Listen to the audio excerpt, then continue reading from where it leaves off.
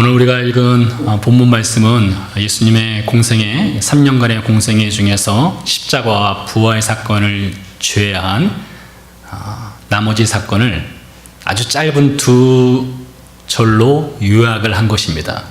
그러니까 여러분이 오늘 이 구절만 읽어도 예수님께서 공생애, 즉 예수님께서 직접적으로 사역 현장에서 복음 사역을 하실 때 그분이 도대체 어떤 사역을 했는가를 정확하게 알 수 있는 구절이 바로 이 본문입니다.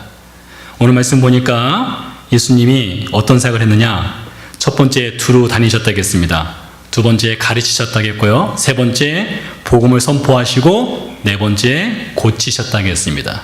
두루 다니시고 가르치시고 복음을 선포하시고 고치시는 사역, 이것이 예수님의 주된 사역이었습니다. 그리고 마지막 사역은 십자가를 지시고 죽으시고 부활하시는 사역을 하신 것이죠. 이 네 가지 이 중요한 사역을 이 사복음서 마태, 마가, 누가, 요한은 길게 늘려서 좀 더 구체적으로 어떻게 두루 다니셨는지, 어떻게 가르치셨고, 어떻게 복음을 전하셨고 고치셨는지를 길게 쓴 것을 사복음서라고 할 수가 있습니다. 그러니까 오늘 여러분이 오늘 이 말씀을 잘 들으면 예수님의 공생의 사역 중에 80% 이상은 여러분들이 아시게 된다라고 생각을 합니다.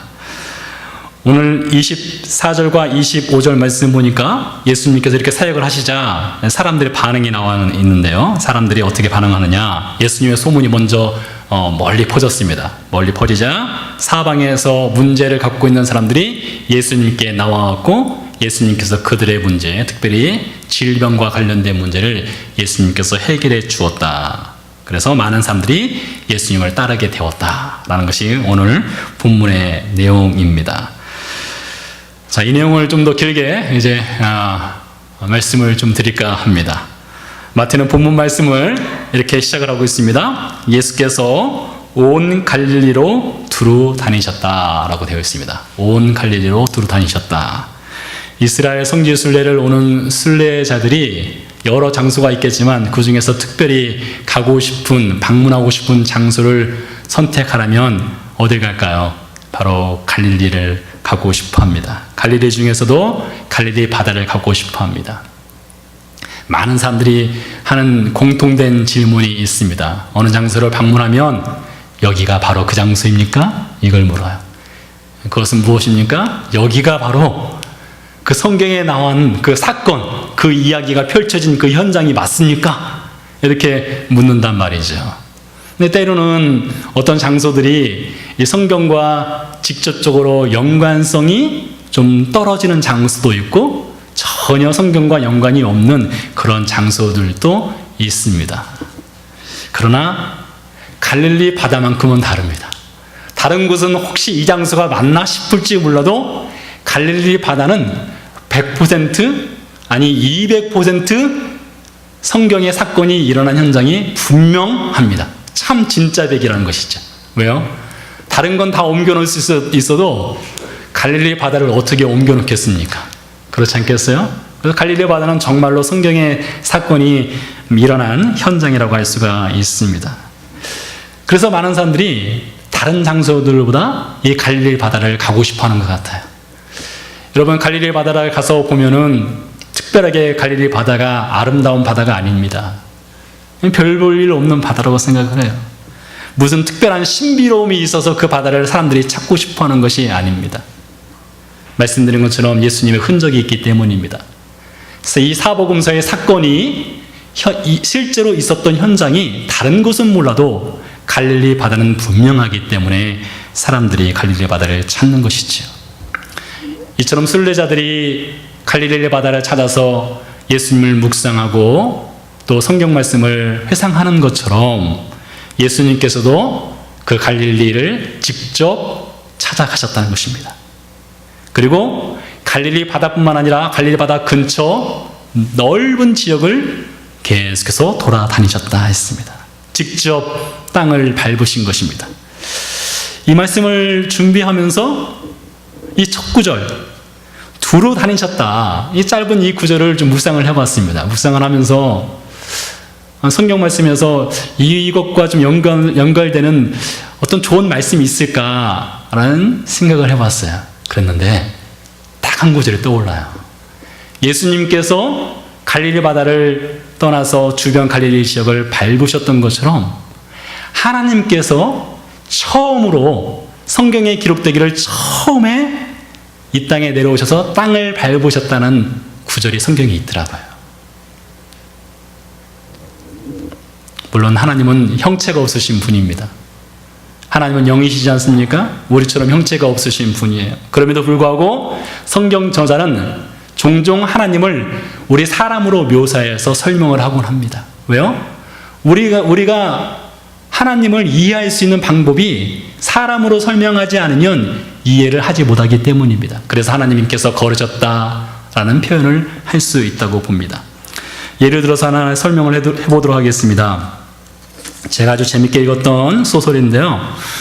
베르나르 베르베르라고 하는 프랑스의 유명한 소설가가 있습니다. 이 소설가가 쓴 책 중에 개미라고 하는 소설이 있어요. 아주 오래된 책인데요. 이 개미라는 소설에 보면 이 개미라고 하는 이 곤충이죠. 곤충들이 전쟁을 준비합니다. 전쟁을 준비하는데 상대방이 누구냐? 손가락이에요. 손가락과의 전쟁을 열심히 준비하는 거예요.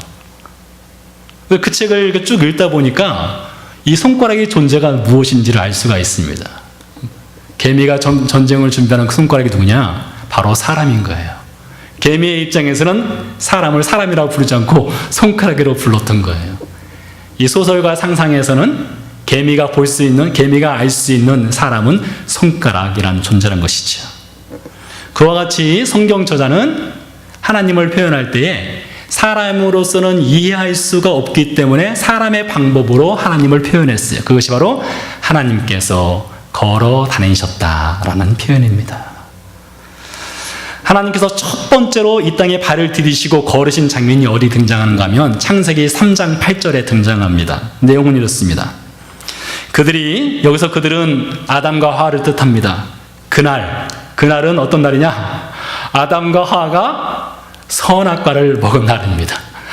그러니까 풀어서 말씀드리면 아담과 하와가 선악과를 먹은 그날에 바람이 불 때 동산에, 즉 에덴 동산에 걸어 다니시는 여호와 하나님의 소리를 듣고 아담과 그의 아내가 여호와 하나님의 낯을 피하여 동산 나무 사이에 숨은지라라고 되어 있습니다. 여러분이 잘 아시는 성경 사건입니다.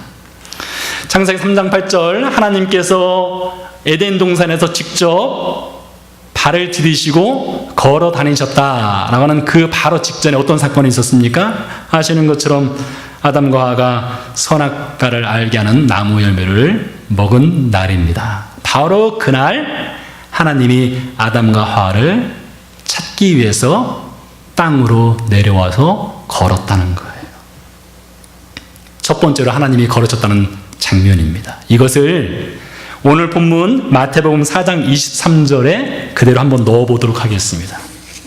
오늘 말씀에서 우리가 보니까 예수님께서 갈릴리를 두루 다니셨다고 했습니다.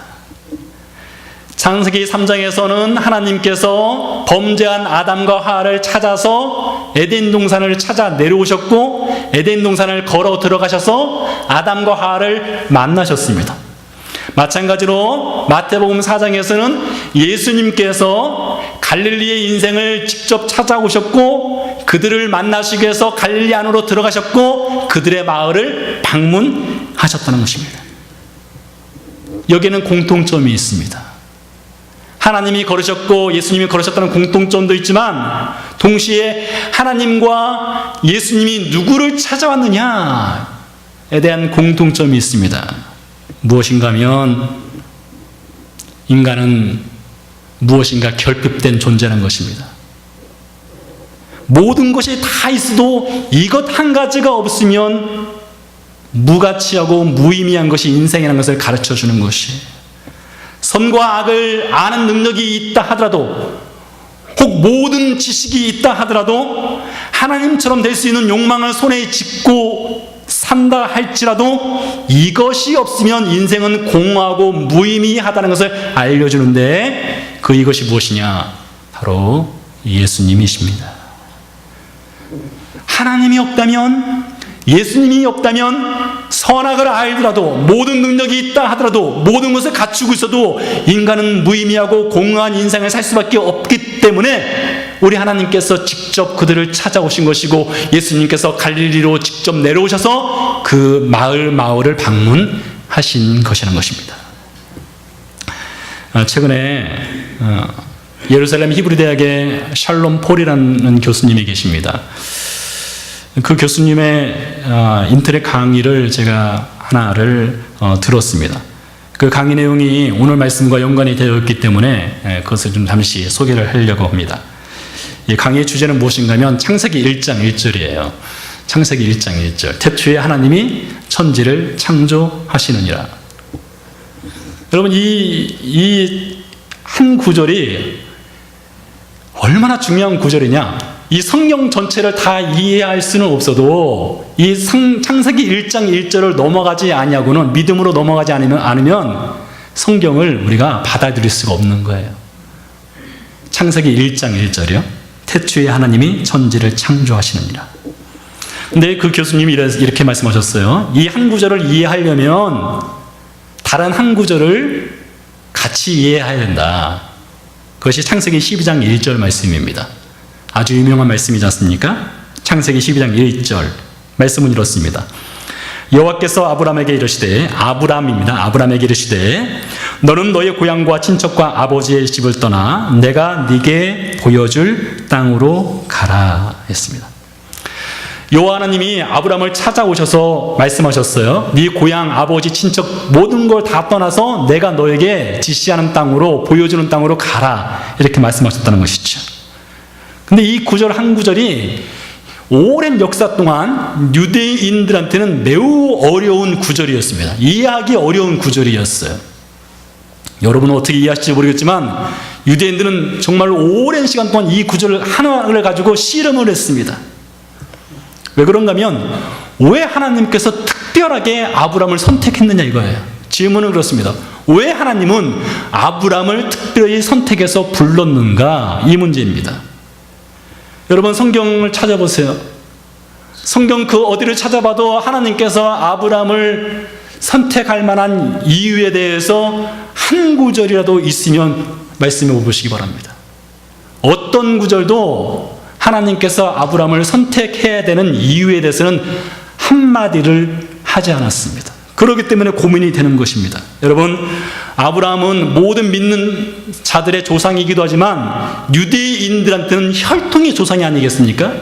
그 혈통의 조상에 대해서 알고 배우는 건 당연한데 모르는 게 너무 많다는 거예요.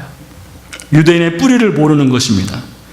아브라함이 하나님으로부터 부름을 받은 때가 나이가 75살 때였습니다. 75살 때 가나안으로 가게 되죠. 그런데 75살 이전의 삶은 전혀 알 수가 없는 거예요. 여러분, 우리가 유명한 사람들의 일대기를 보면은 그 일대기가 시작하는 것은 어느 특정한 나이 때부터 시작하는 것이 아니라 태어날 때부터 시작하는 영웅 이야기들이 참 많습니다. 어떤 영웅들, 정말 위대한 사람들은 태어날 때부터 출발을 해서 그들의 영웅 이야기가 시작됐죠. 그런데 아브라함의 일대기는 75살부터 시작하고 75살 이전에는 없는 거예요. 그러니 고민이 되는 것이죠. 아브라함이 살았던 고향은 갈대아 우르라고 하는 곳입니다. 오늘날 고고학의 발달, 이 고고학이라는 것은 땅을 파서 유적을 발굴하는 학문이잖아요. 이 고고학의 발달에 의해서 그 우르 땅도 발굴을 하게 되었어요. 우르 땅을 발굴하다 보니까 거기서 점토판, 그러니까 그 점토 진흙판에다가 글을 옛날에는 썼어요. 그 진흙판에 새겨진 것들을 많이 발견을 했는데 대략 10,000개가 넘는 점토판에 쓰여진 글들을 학자들이 발견을 했습니다. 그리고 그것을 다 이제 해석을 해보는 거죠. 옛날 고대 문자를요. 해석을 해보니까 거기서 놀라운 사실들을 학자들이 발견을 하게 되었어요. 아브라함이 살았던 시대 당시에 우르의 모습을 발견하게 된 거예요. 자, 이것을 통해서 학자들이 아브라함에게 75살 이후부터는 성경에 기록됐으니까 알 수 있지만 75살 이전에 아브라함이 어떤 도시에서 어떻게 살았는지를 재구성을 해볼 수가 있게 되었습니다. 아브라함이 살았던 우르가 어떤 도시냐? 이런 도시였습니다. 여러분이 알고 있는 거의 모든 학문, 예를 들면 수학, 역사, 의학, 음악, 언어, 종교, 정치, 사회, 이 모든 것을 통틀어서 당시에 아브라함 시대 당시에 그 모든 지역, 그 어떤 지역보다도 가장 뛰어난 학문적 발전이 있었던 도시가 바로 아브라함이 살았던 우르였습니다. 오늘날과 비교해도 전혀 손색이 없을 정도로 발전한 도시가 우르였다는 거예요. 예를 하나 들어보겠습니다. 나사에서 연구를 해보니까요, 옛날 일시일가 월식 있었던 것을 다 추적이 가능하거든요. 지금부터 몇천 년 전까지 다 추적이 가능한데, 이 우르 사람들이 어느 정도로 천문학이 발전됐느냐? 아브라함이 살던 시대 당시에 우르 사람들이 계산을 해서 그들 시대로부터 앞으로 50년 뒤에 일식이 있을 것을 미리 계산해 알아서 점토판에다 그걸 써놨다는 거예요. 얼마나 대단한 능력이고 기술입니까? 의학은 어떻습니까? 병의 증상, 병의 치료법, 수술 방법, 회복은 어떻게 되는지 그런 것들을 점토판에 새겨서 일일이 새겨놔서 의학책을 만든 도시가 바로 우르였다는 것입니다. 언어는 어떻습니까? 요즘 말하는 백과사전이 있죠. 다 일반 사전이 있죠. 그 모든 것들이 우르에서 출발을 했습니다. 수학은 어떻습니까? 여러분, 수학은 뭐부터 시작하죠? 숫자가 1부터가 아니라 0부터 시작해야 됩니다. 0부터요. 그 0, 지로를 만든 사람들이 어디냐? 바로 우르입니다. 우르에서 이 제로가 시작됐어요. 그러니 그렇게 화려하고 첨단 기술이 발전되어 있고 그 어떤 도시보다도 문화적으로 융성했던 그 우르에 살던 아브라함이 왜 빠져나와야 했냐 이거예요. 여러분 그렇지 않겠습니까? 말은 어디로 보내요? 제주도로 보내고 사람은 서울로 보내라는 얘기가 있지 않습니까? 이왕이면은 더 발전된 도시, 이왕이면 학문적으로 더 수준 높은 곳에서 우리가 생활하고 싶은 것은 당연한 것입니다. 아브라함이 바로 그렇게 살았던 인물이에요. 그런데 하나님께서 아브라함을 왜 불러냈냐 이거예요. 그리고 아브라함은 왜 그것에 대답을 하고 순종해서 나왔냐 이겁니다. 답은 하나밖에 없습니다. 인생이 모든 것을 다 갖추고 산다 할지라도 하나님이 없이는 그 인생은 허망하고 무의미하기 때문이에요. 아브라함의 그 75년의 삶을 채울 수 없는 것이 있었습니다. 학문이 그를 어느 정도 채울 수 있어요. 그에게 풍족함이 있어서 그의 삶을 어느 정도 채울 수 있고 만족을 줄 수 있는 것이 있었을 것입니다. 그러나 하나님이 없이는 인생은 공허하기 때문에 하나님께서 그를 부르셨고 아브라함은 그의 답을 하였다는 것입니다. 며칠 전에 캔자스로 목회자 가정이 한국에서 오셨습니다.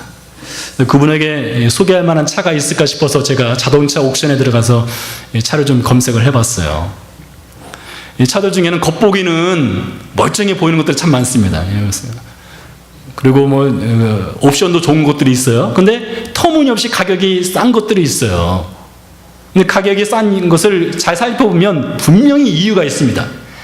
일반적으로 팔리는 가격이 아니라 굉장히 싼 것들은 분명히 거기에 문제가 있어요. 엔진에 문제가 있던, 시동이 걸리지 않던 분명한 문제가 있어서 저 같은 일반인들이 건드리기에는 힘든, 관심을 끌기에는 힘든 그런 차들이 있습니다. 예수께서 찾아가신 갈릴리 인생들은 마치 겉보기는 멀쩡한 것 같지만 엔진이 상해버린 자동차와 같은 인생들이 많았어요. 심장이 고장난 인생들이 많았다는 것입니다. 그들의 영혼의 갈급함을 채울 수가 없는 삶을 여전히 살아가는 그런 인생들을 오늘 예수님께서 찾아가셔서 들어가셨다는 것입니다. 어떤 사람들은 이렇게 말할 수 있습니다. 당시 갈릴리에 사는 사람들이 삶이 얼마나 팍팍했는지 몰라요. 너무나 힘들었어요. 늘 생활고에 찌들려 살았습니다. 그래서 혹시 그들이 생활고에서 좀 벗어나면 인생에 무엇인가 소망이 있지 않았을까? 그렇게 말할 수 있습니다. 분명히 그럴 수 있습니다. 여러분, 생활고에 찌들려 있다가 생활이 좀 펴면은 좀 마음의 여유도 생기고 즐거움도 있고 얼굴도 펴지고 무엇인가 인생에 즐거움이 있고 소망이 생기는 건 당연한 것입니다. 오늘날 20, 30대 젊은 세대를 향해서 이렇게 말한다고 하죠. 신조어가 있습니다. 여러분 이미 아실 것 같습니다. 3포 세대. 3포 세대는 연애, 결혼, 출산을 포기하는 세대랍니다. 5포 세대. 여기서 두 가지 더해서 집과 경력을 포기한답니다. 7포 세대. 여기에 희망과 취미, 인간관계를 다 포기하는 세대. 그래서 3포, 5포, 7포 세대라고 합니다. 그러나 여러분, 연애를 한다고 해서, 결혼한다고 해서, 출산한다고 해서 집이 있고 경력이 있고 희망이 있고 취업과 취미와 인간관계가 잘 만족스럽게 형성된다 하더라도 인생은 예수님이 없으면 공허합니다. 결국엔 공허하게 인생은 끝나는 거예요.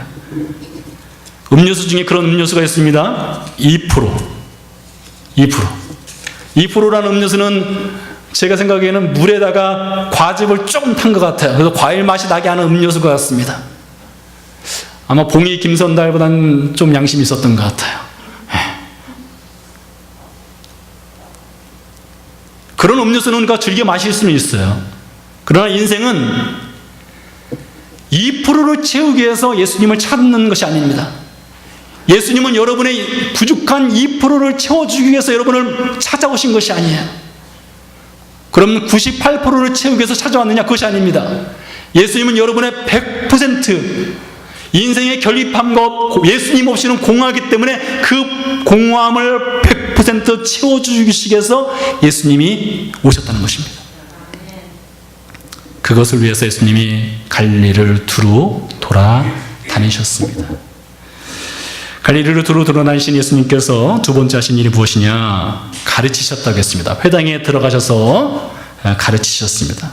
여러분, 당시 회당은 오늘날 우리 이 교회와 비슷하다고 생각하시면 되겠습니다. 이 갈릴리의 인생들이 매 안식일마다 회당에 가서 예배를 드립니다. 예배를 드릴 때 회당 맨 앞쪽에 강단이라고 할 수 있겠죠. 앞쪽에는 아론 코데시라는 것이 있습니다. 아론 코데시.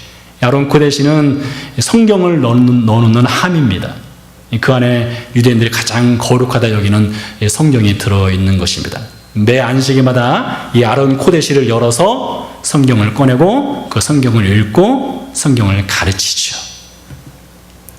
바로 그 아론 코데시가 있는 그 회당으로 예수님이 직접 가셔서 예수님이 성경을 가르치셨습니다. 그러니까 성경 직강을 하신 겁니다. 성경의 실제적인 저자인 예수님이 성경을 가르치셨어요. 그러나 무엇을 하셨습니까? 천국 복음을 전파하셨다라고 되어 있습니다.